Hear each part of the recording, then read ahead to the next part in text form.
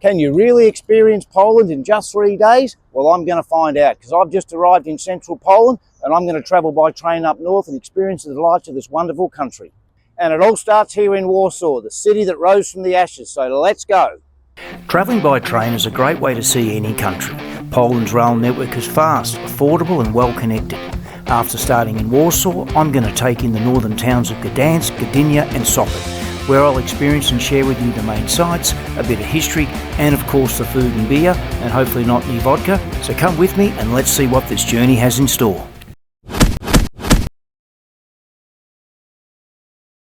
After the short train ride from Chopin Airport to Warsaw's central station, it was off to explore the city. Following the near total destruction after World War II, it's a city that's been rebuilt, with a lovely mix of the traditional and new, which gives Warsaw its modern energy and echoes of history. The Old Town in particular has been completely rebuilt to restore its old world charm. And it's now been declared a UNESCO World Heritage Site. And after all that walking around, it was time for lunch. And an absolute Polish staple is the Bar Mleczny, or a milk bar as we would call it in English. These cafeterias were state-run during the communist era, but remain very popular today, serving hearty, affordable Polish classics.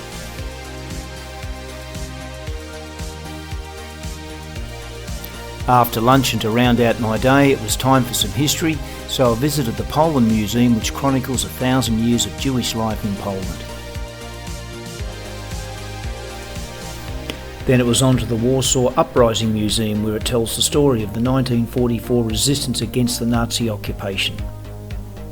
Both exhibits are immersive and powerful and serve as a reminder of the resilience of the Polish people, as war and struggle is the unfortunate reality of Poland's modern history. So that was day one in Warsaw, that ended with some hearty food and a nice sunset.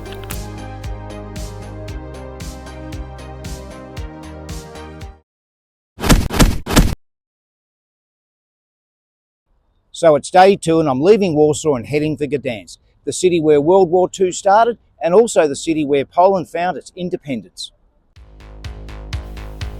So it was time to leave Warsaw behind and catch an intercity train north to Gdansk. The journey takes just under 3 hours and the trains are modern, clean and comfortable, making it an easy ride.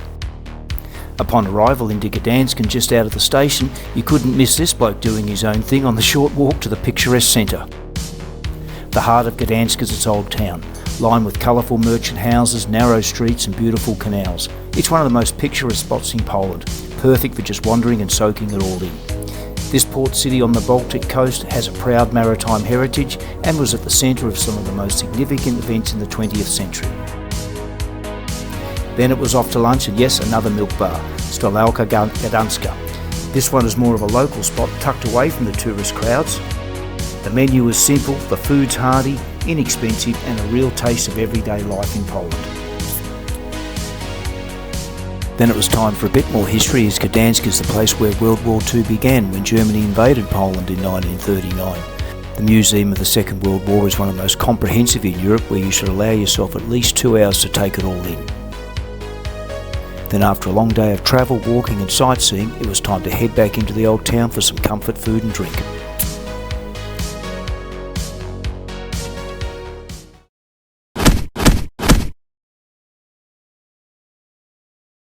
Well, it's day 3 and I've taken the short train ride from Gdansk up to Gdynia, a modern port city, but as you can see, it's not showing its best today. So I'm going to have a quick look around here before I head back on the train and get back down to Sopot. Sorry about the audio there, as the weather was anything but remarkable, and to be honest, that's a bit how I felt about Gdynia. From what I saw of it, it looked like it was still stuck in the Soviet era, as it just lacked the charm of the other places I'd been to. Maybe it was the rain, so I took refuge in this indoor market, but that too didn't impress me, so I hastily made a beeline for the station to head to my primary destination of the day, being Sopot. From Gdynia, it's a short train ride south to Sopot, which has been labelled Poland's beachside playground. With Europe's longest wooden pier and a lively promenade, it's the perfect place to wrap up my Baltic adventure. With the weather not playing ball, I wasn't really able to show Sopot off at its finest, but hopefully you get the idea.